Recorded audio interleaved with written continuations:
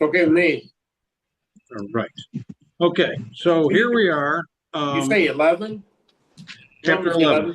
11? Romans, the beginning of chapter 11. Okay. However, we are gonna backtrack a little bit to bring us up to speed, and then we'll go into that from there on.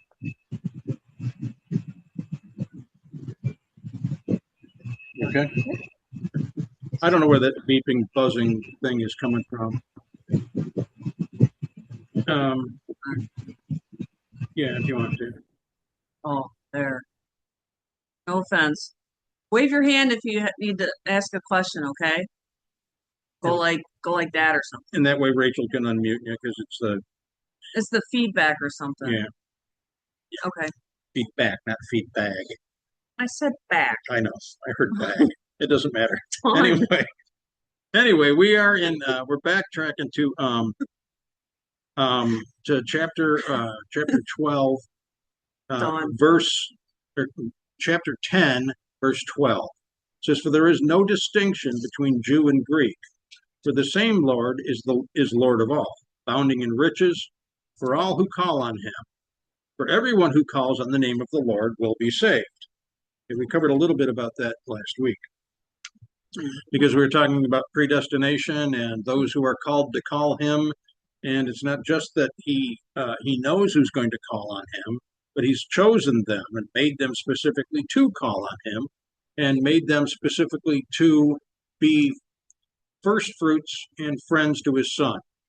So there's a whole purpose behind that. Okay, so 14. How then are they to call on him in whom they have not believed? How are they to believe in him whom they have not heard? How are they to hear without a preacher? But how are they to preach unless they are sent? Just as it is written, how beautiful are the feet of those who bring good news good news of good things. However, they did not all heed the good news, for Isaiah says, and he's speaking about the Israelites at this juncture, Lord, who has believed our report? So faith comes from hearing, and hearing by the word of God, by the word of Christ.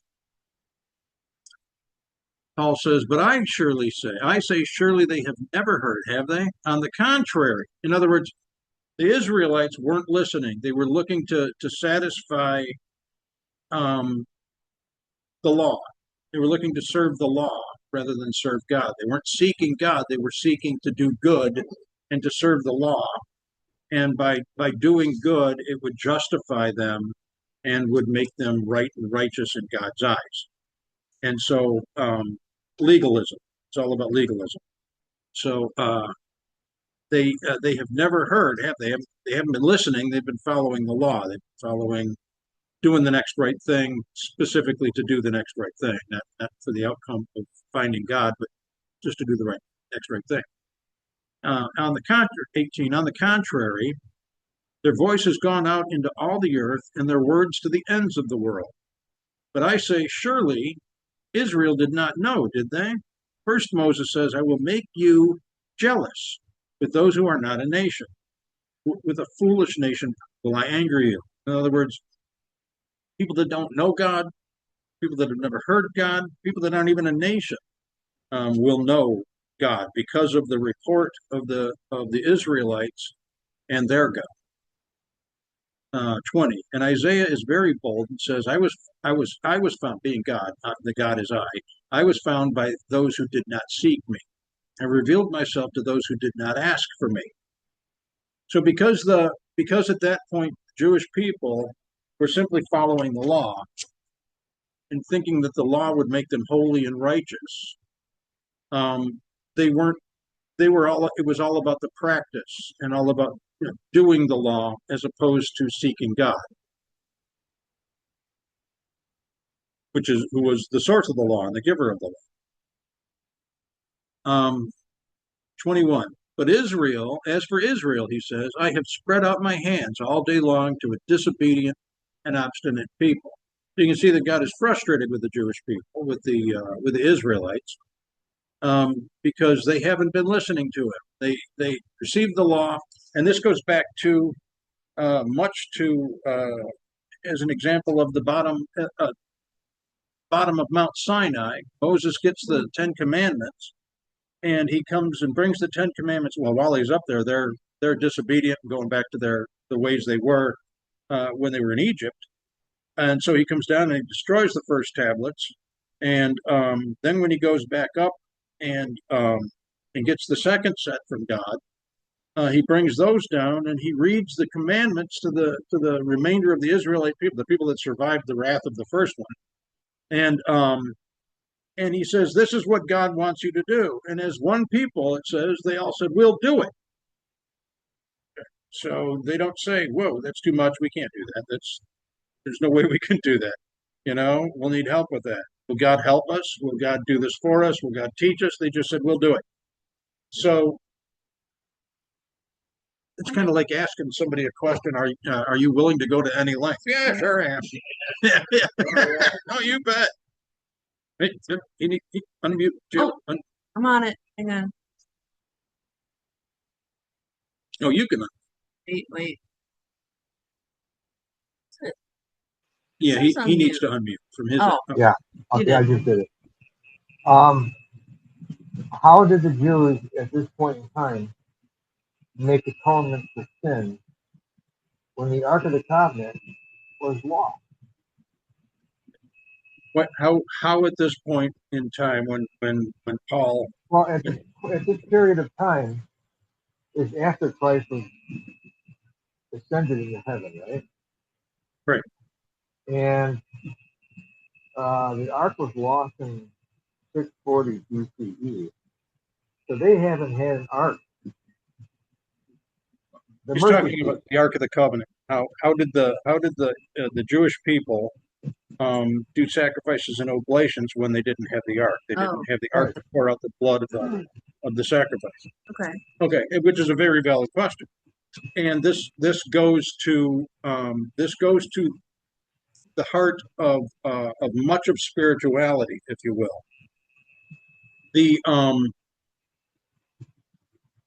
law said that the high priest was to make an annual sacrifice, and that the priests were to do daily sacrifices and oblations on behalf of the Jewish people. But once a year, they were supposed to do on Yom Kippur, on the Day of Atonement. The high priest would bring the sacrifices for the nation into the Holy of Holies, and in that area would pour out the blood offering onto the Ark of the Covenant, which is where the blood would go on the mercy seat, where the Shekinah glory of God hovered over.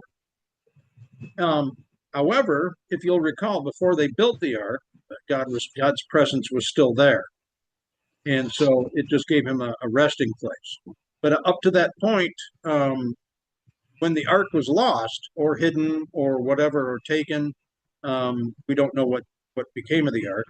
But when the ark was no longer there, what happened was, if you'll recall, Solomon had built a duplicate ark, and I don't know that was the same thing, because it didn't contain the tablets and it didn't contain Aaron's staff and it didn't contain manna. But he had made a duplicate ark, possibly in case somebody broke in to steal something, they could grab that one ostensibly. I don't know why he did it, but they did have an ark. It just wasn't the ark. And so they still went through the motions. They had no alternative. There was no alternative other than go without, and they couldn't go without. The real question became, and this is modern day, if you look at modern day Judaism, once the Romans destroyed the temple, and there was no longer a temple where they could do sacrifices and oblations, then there was no way for them to do sacrifices and oblations, because that could only be done in the temple or a tent of meeting if they made one. And so they were lost to that. So then sacrifices and oblations became symbolic, and they became what's the word I'm looking for?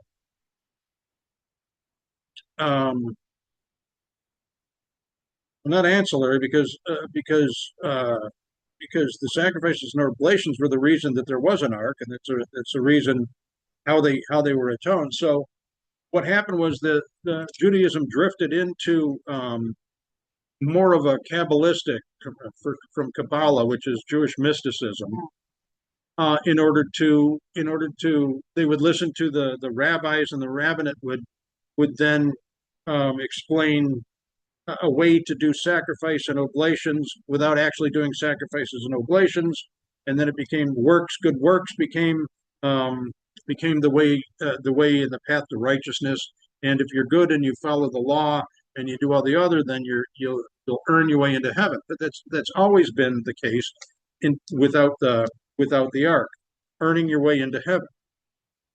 That's a huge thorn in the side of many believers as well, because people believe they can earn their way into heaven. And God says that there's only one way into heaven, and it ain't your effort, because your effort is rife with selfishness, dishonesty, resentment, and fear. And so your best efforts will lead you to hell. So rather than rely on self-effort and self-reliance, we seek God, and through Jesus and his finished work on the cross, we are redeemed and we are reconciled to God. So our under our own strength and under our own efforts, we don't amount to anything. We can't save ourselves. It's impossible. We'll never be good enough to match God's holiness, and God requires holiness in order to be in his presence. So he then manifested his holiness through his son Jesus. And when Jesus went to the cross and he died for us on our behalf, and as a replacement for us, and he died to redeem the entire Israelite nation as well as all the nations, and to reconcile all the nations to God. I don't know if that answers your question. It's a long-winded answer, but I hope it suffices. Jim, we can't hear you. Sorry. Unmute, please. Like you're like in the Senate hearings. No, yeah. You answered my question. Okay, cool. Yeah, they were still able to do the atonement every year. Right. And just without the ark. Yes. Which I'm not sure if it was really that important to begin with. But yeah, that's a really good question. Thank you.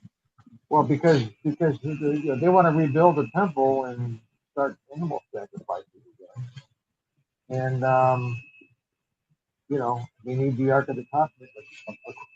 Apparently. You're talking about modern day. Modern day, like now. Yeah, there's a big movement. There's a big movement within. They've already bought from Texas. I heard 3 red heifers. Yeah. Red heifers, unblemished. And so it's in the works. Okay. He's talking about the contemporary efforts of the Israelites, regathered Israelites, to rebuild the temple and to restart the sacrifices and oblations, because they need that. They need to do that. Without the temple and without the sacrifices and oblations, they're left without recourse for a true Yom Kippur, a true atonement. So they've created the implements for the temple. They've already got those created and made. The Jewish people, Hasidim, the Chabad, the Kohanim, the priestly caste. There's also actually in Israel, they've turned to the Levitical school and are training the priests up to do the temple work. They've got, in order to purify the temple, they had to have a red heifer,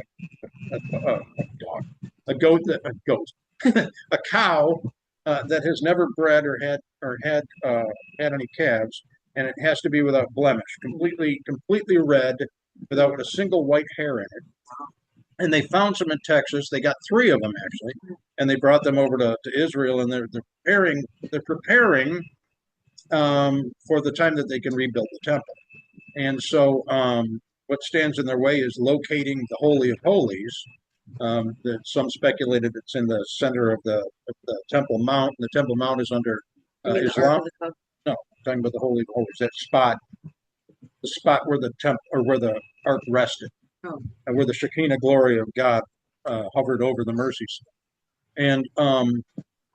And so once they locate this spot, then they can ostensibly start building a building around it with the idea that at some point the ark will have been found or something to that effect. However, that Temple Mount is under Islamic control because to the south of it, to the west of it is the Dome of the Rock, the third holiest spot in Islam, where they believe that Muhammad ascended into heaven from the rock, his night steed, the place where Abraham was going to sacrifice in their eyes Ishmael, and so that's the holdup there. There's a lot of controversy there. Now here's the thing: if they find the ark, they have no choice but to rebuild the temple. They have to. It's the only place that ark can go and can remain is in the temple. However, there is an alternative because for years before there was a temple, they had the tent of meeting set up in Shiloh, and Shiloh was the resting place for centuries of where the ark was, and they would go and do their thing there. But if they can, now that they control Jerusalem, and if they can find the ark, or if they find the ark, if somebody finds the ark, and they can prove unequivocally that it's the Ark of the Covenant, then it has to go in the temple. It has no other, they can't keep it anywhere but the temple. So they have to rebuild the temple. So there's that.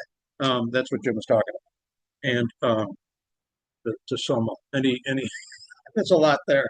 Any lot. thoughts, questions, comments? Oh. Well, interestingly enough, yes. And Ed has a question. unmute yourself. Ed. Unmute. Yeah, hit unmute.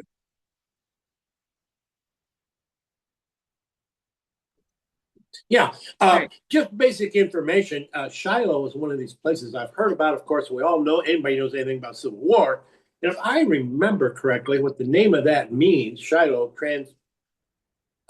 translated is, I've heard it, I think it's place of peace or something like that, which is obviously not what happened in Tennessee or wherever that is. But I did not realize, more to the point, I didn't realize that the Ark of the Covenant had such a long rusting period. And you said, did I hear you right? Centuries in Shiloh? Yes. So that makes that a big deal. I had no idea. See, you learn something when you don't know it. So Yeah. there you go. That's Yeah. all I had. I just thank you for kind of Thank you, pulling Ed. that. I didn't know that. Appreciate it. Thank you. Yep. Okay, so you can see the geopolitical problem that this presents, given that Islam wants Israel wiped out. Yeah, well, Islam wants everybody wiped out because no one can coincide with Islam that's not Islamic. So there's that. So that's a big geopolitical problem.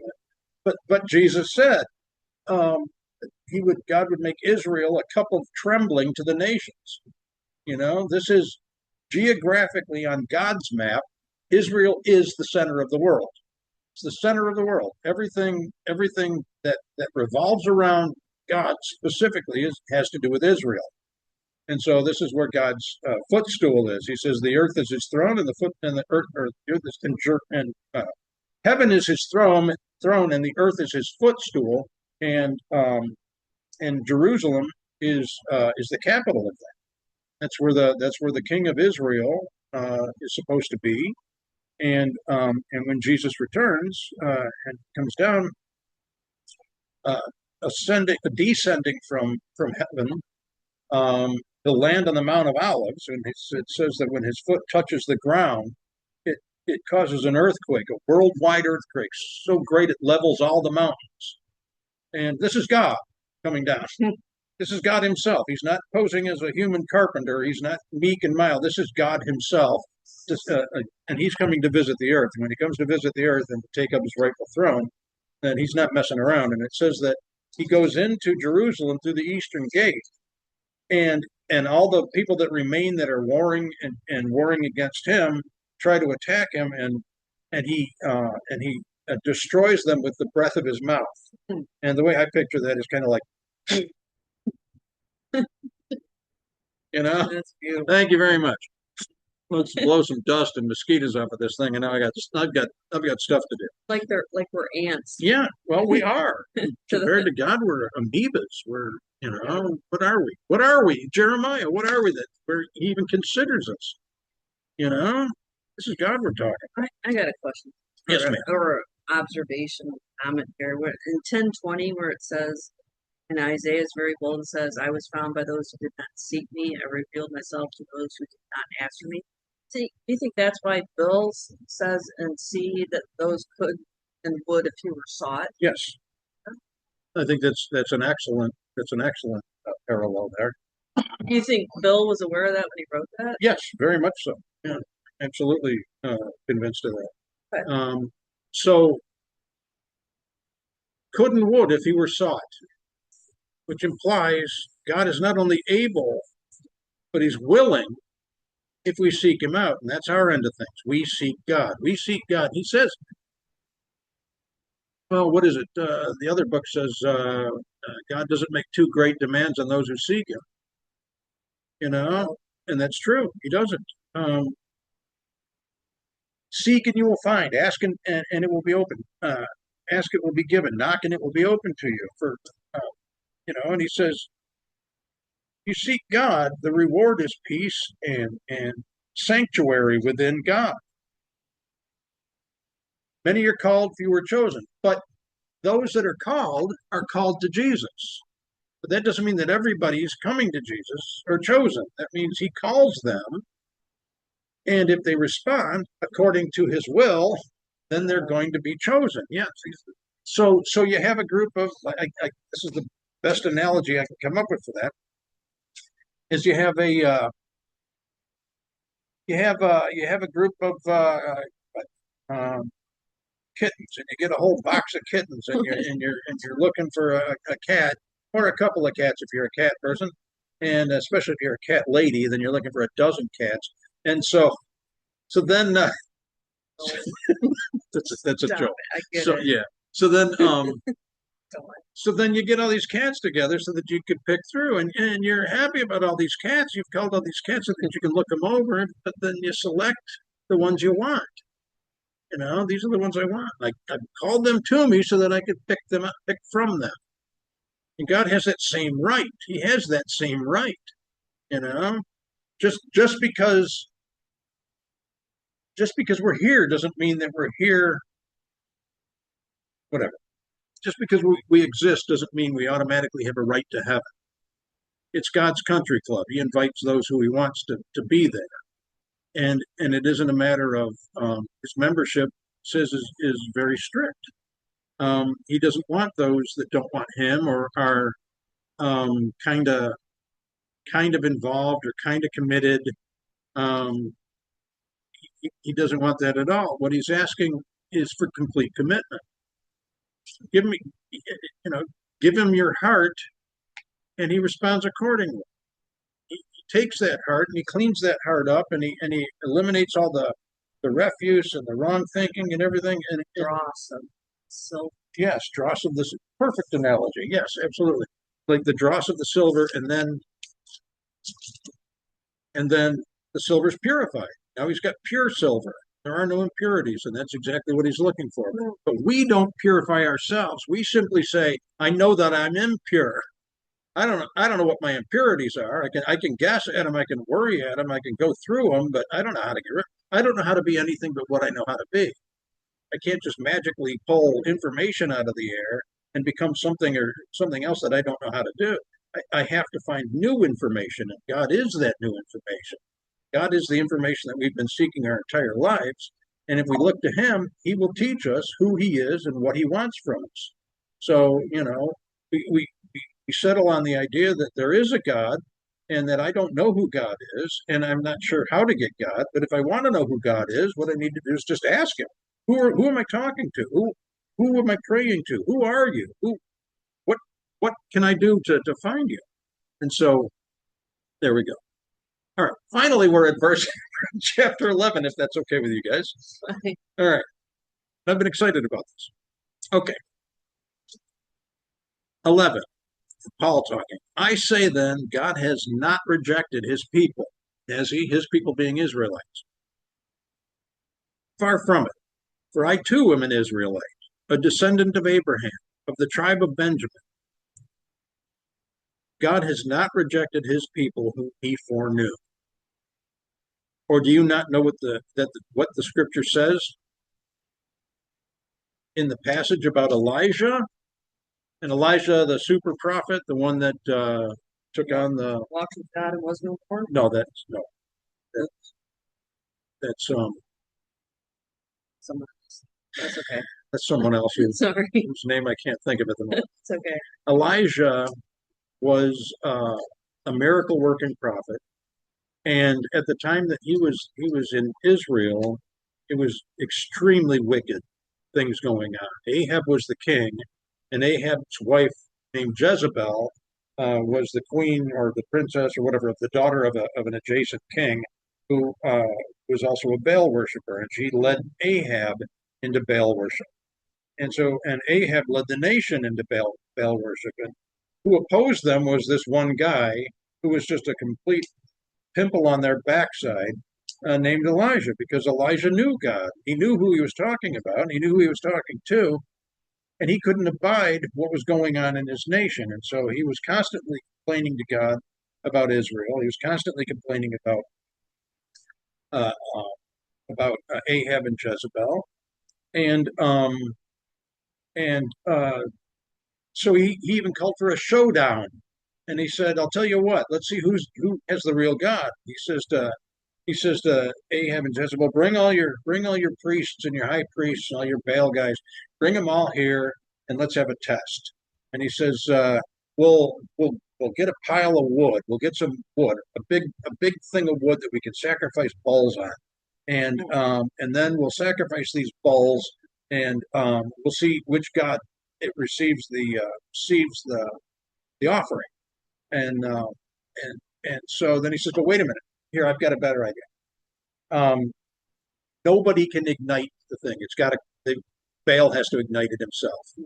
Their God, our God, whomever, he has to provide the fire. So you can load up all the wood you want to. You can get as many cattle as you want to. You can do whatever, but nobody can light the fire. It's got to come from deity. So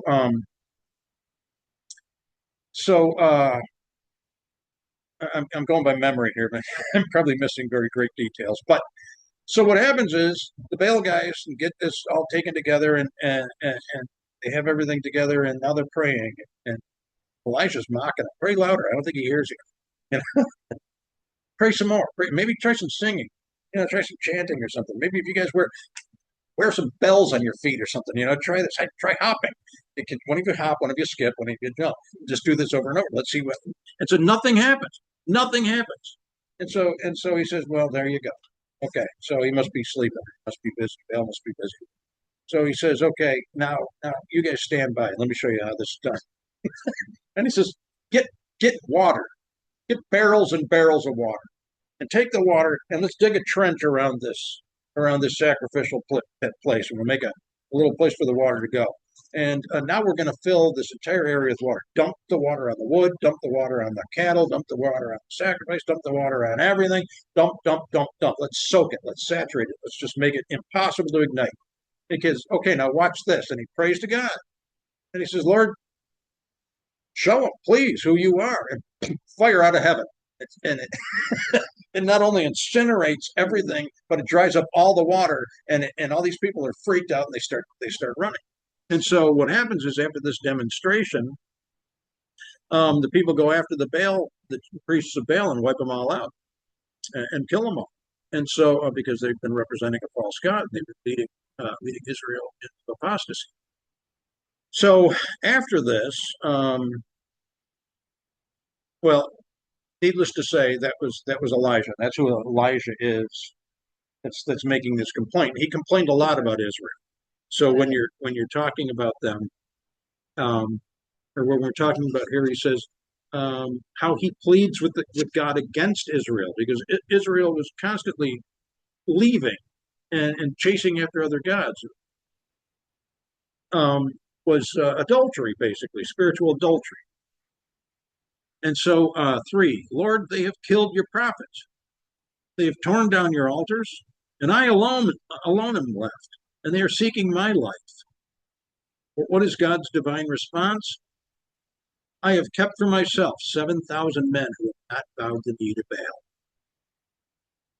So, although Elijah felt he was alone, he wasn't alone. God had other people in reserve,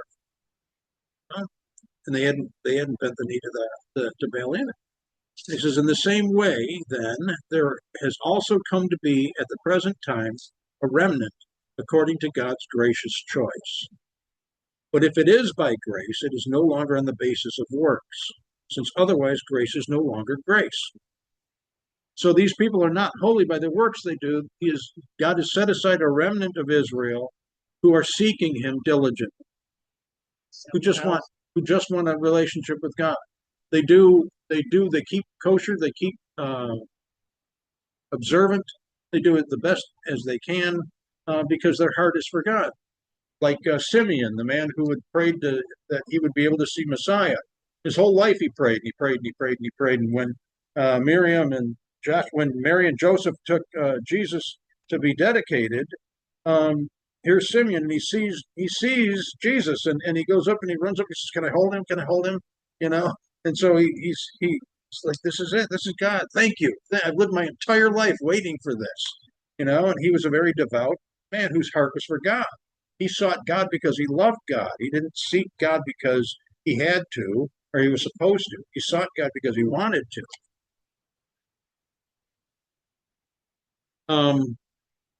But if it is by grace, it is no longer on the basis of works, since otherwise grace is no longer grace. So it isn't what you do in terms of how many Hail Marys or how many offerings or how many coins or how many whatever or how many cups of coffee or pots of coffee or ashtrays you clean. It isn't about that. It's why you're doing it. It's the intent as opposed to mechanics.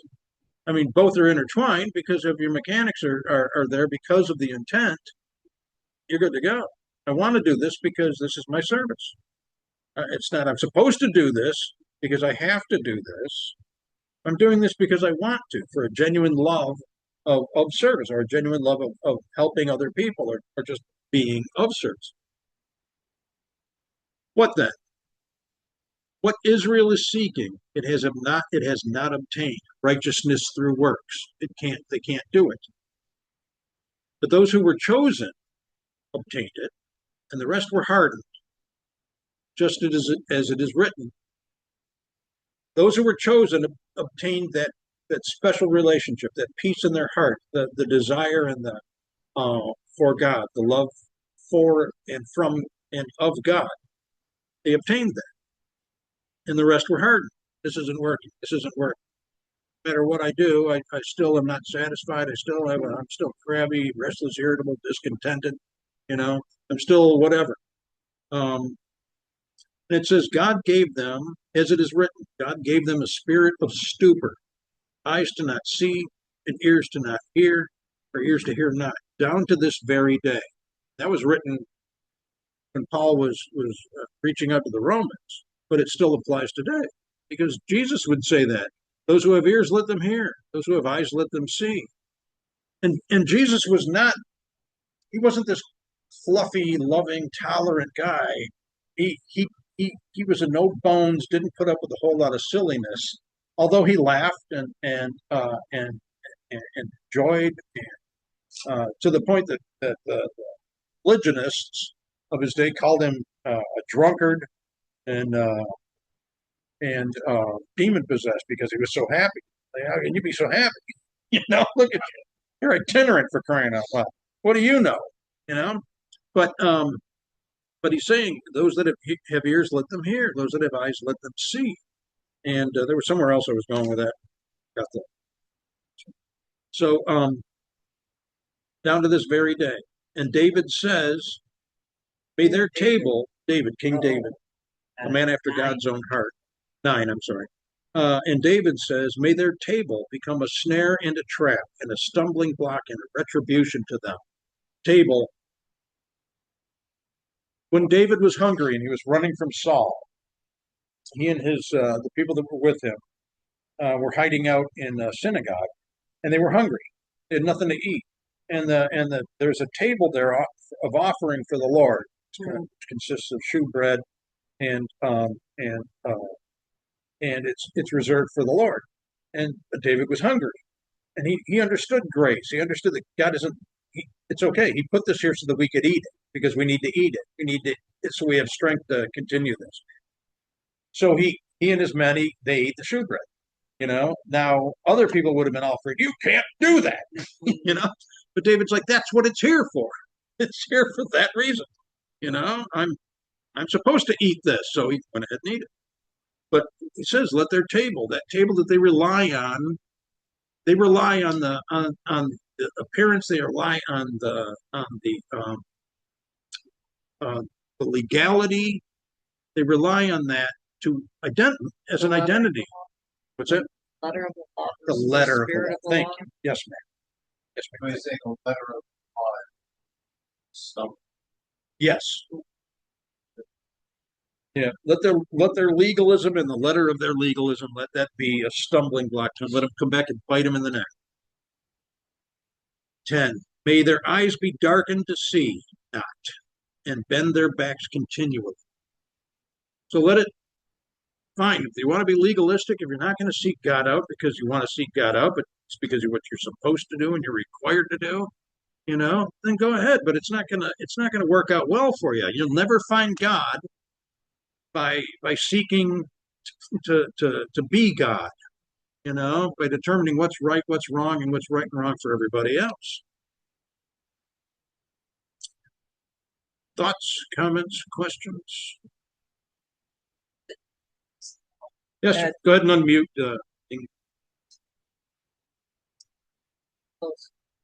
Nope. It didn't. You're still muted. There we go.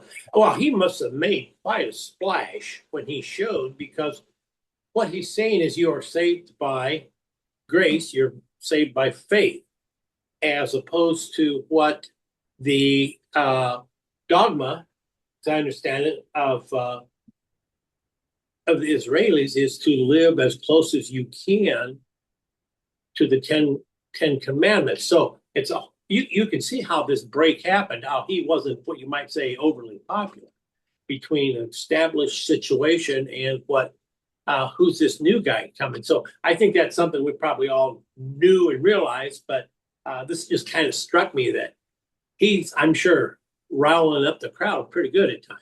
That's about the only thing I had to say. Thank you, Ed. Yeah, that's a good way. Did you guys hear that? Okay.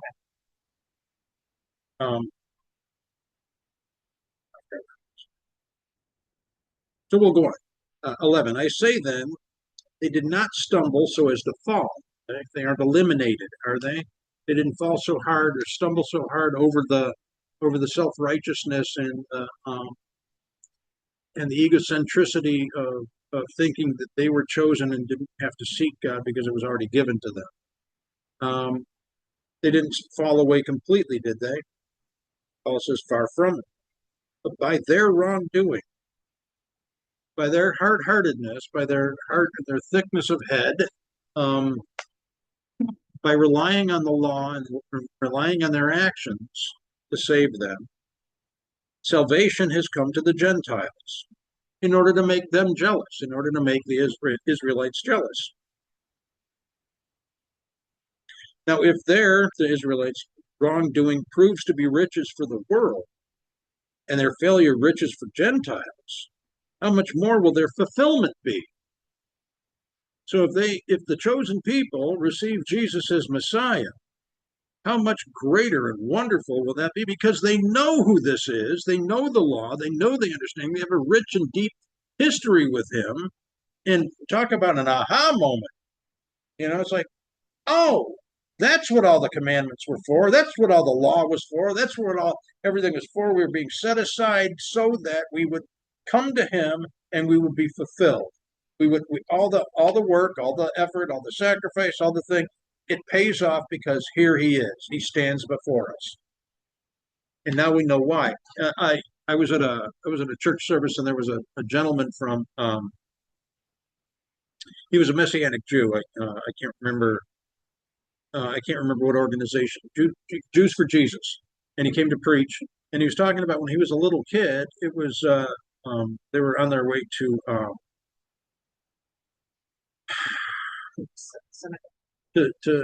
synagogue for what's the one in the winter, the seventh Hanukkah. So they were going to Hanukkah for a Hanukkah service, and across the street was a Christian church, and they had a manger on the lawn, and the big sign that says "Welcome Jesus, King of the Jews." And this little kid, he said he was like 11 or 8 or 9 or something like that. He stops and he's looking at that thing, and he's looking at the synagogue they're going into, and he stops and he says to his dad, "Dad, why is our king on their lawn?" And he said that sat with him his entire life until he came to understand that the king whom they were meant to come to, and that they were the king that they were celebrating Hanukkah about, had been fulfilled and actually shown up in the person of Jesus, and they hadn't recognized him yet. So because of that position that they are taking, that grace and understanding has come to everyone, which was why Jesus came here, was to reconcile everyone to God.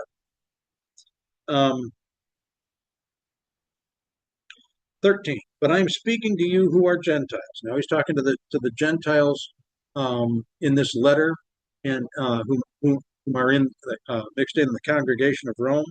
Therefore, insofar as I am an apostle of Gentiles, as Jesus said, I'm going to send you the Gentiles, I magnify my ministry, if somehow I may move my own people to jealousy and save some of them.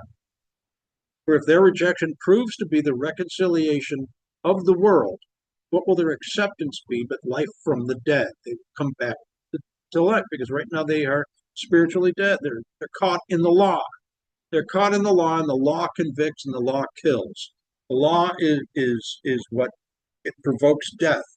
And that's where they are. They're rooted in the law. They haven't received the grace of God, and what a great gift that is going to be when they do.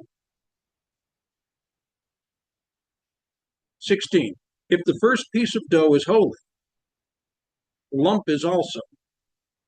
And if the root is holy, the branches are as well. So, like, you guys have heard of like legacy bread or whatever it's called. Somebody made no, hang on a minute. Somebody made a loaf of bread 200 years ago. They started this thing, and then from this loaf, they give a little chunk of it to somebody else that they can make bread. And those other people, once it rises and it becomes bigger, they take a chunk of that and they hand it off. They hand it off and they hand it off. And this is no, not much. It's just bread. It's like, I think it's like Amish bread or something like that. I don't know. Tell Jim to unmute it to say something. Oh, Jim, do you know what I'm talking about? Oh, he's going to hold up a sign. Unmute, Unmute, bud. please. Huh. The mother? The mother. Yeah, okay. Yeah, it's the mother. Okay, so it's the original that everything else comes from.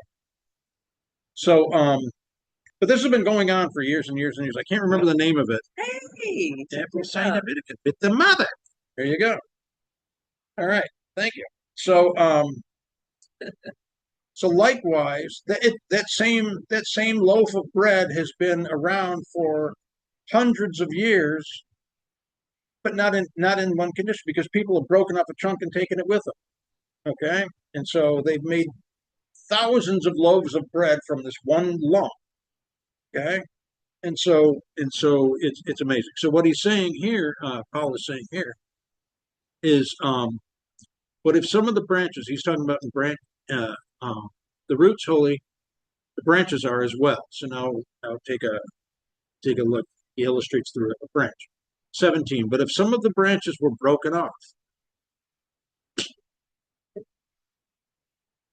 and you, being a wild olive, were grafted in among those branches, and you became partaker with them of the rich root of the olive tree, Do not be arrogant toward the branches, but if you are arrogant, remember that it is not you who supports the root, but the root supports you. Christianity didn't come first. Judaism came first. Israel came first. They were set aside by God, specifically chosen by God. The family of Abraham, the descendants of Abraham, were specifically chosen by God to bring salvation to the world. That's the whole point of their existence. He taught them the law, he taught them the commandments, he taught them everything they needed to know him. The fact that they kept falling away, notwithstanding, he fulfilled his promise and covenant to Abraham by coming through and delivering salvation to the people of the rest of the nations through the family that he promised would happen. He kept his promise, he kept his covenant. And he still loves Abraham and Abraham's family because Abraham was his friend. So whether or not his kids are brats makes no difference. He loves Abraham and he loves the family because Abraham was his friend. So branches were broken. Oh, wait a minute. It's not the branch or the root. You don't support the root, but the root supports you. 19. You will say then the branches were broken off so that I might be grafted in, me. Quite right. They were broken off for their unbelief. But you stand by your faith. Do not be conceited, but fear. For if God didn't spare the natural branches, he will not spare you either. This is why we continue to walk closely with God. This is why the church in Laodicea said,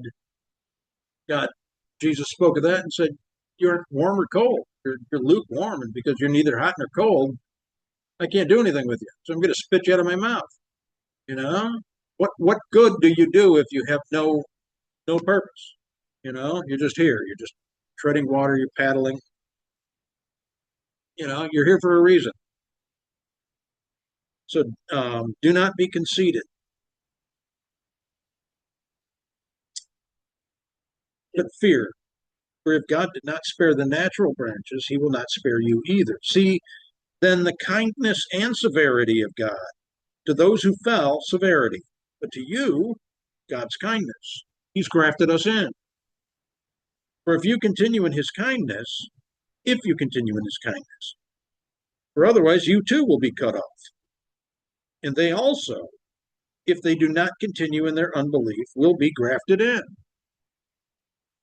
So if Israel doesn't continue in its unbelief, it will be regrafted into its own branch, into its own. The branches that were cut off will be regrafted in. For God is able to graft them in again. 24. For if you were cut off from what is by nature a wild olive tree, and contrary to nature were grafted into a cultivated olive tree, how much more will these who are natural branches be grafted into their own olive tree? So we have a honey locust tree out here, very old honey locust, and we've had people over, arborists come over, and they marvel at this thing because it's like the honey locusts today are much different from this one. This is where the other ones come from, and then they get into the botanists get in, they change this, they change that, they breed this, they grow that, and so they have things similar, but the one that we have is in its natural state. It's got thorns like. Oh my gosh, it's got like 7 and 8 inch thorns growing out of it. Like that big. And as a defense mechanism, we had the guy come out to trim the branches, and in response, all these thorns popped out. So it's like, you're not getting near me again, buddy. Anyway, but the thing is, you could take this being the natural branch, you could take a cultivated or one that's been changed, and you could take one of these branches here and graft it into the cultivated thing, and it would take it because they are similar, because they're similar. But then if I were to take and do a grafting of a branch onto this tree, and then take a branch from this tree and graft it onto that as well, it's going to take it either. It's going to take it also, because that's its nature. So it's the same thing. Judaism was here. The Hebrew people were here. The Hebrew people are the chosen people of God. They are his family, and ones that he chose, his hand-picked family. And through them, he extended grace to everybody. And so now what was a family picnic, suddenly all the neighbors are invited, you know? And not only the neighbors, the whole county is there. And now you got not only the county, but the entire state is welcome to this picnic. And if people from the original family have left and departed, they are still welcome to show back up to the picnic. They're not left out. They're part and parcel.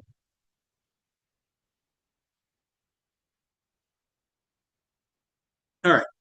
Is it okay if we stop here? Verse 25? Or do you want to keep going? It's up to you guys. See? Okay. About an hour. Yeah, we're good for okay.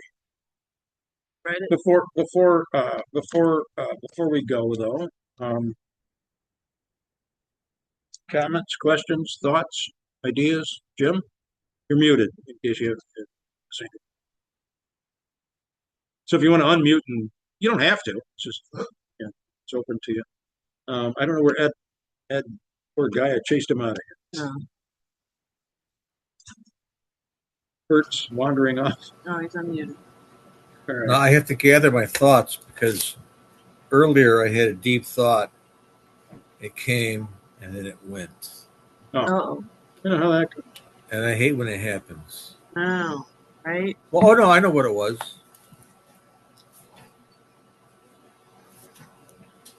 I think, not only do I think, I know that Paul lived with a lot of guilt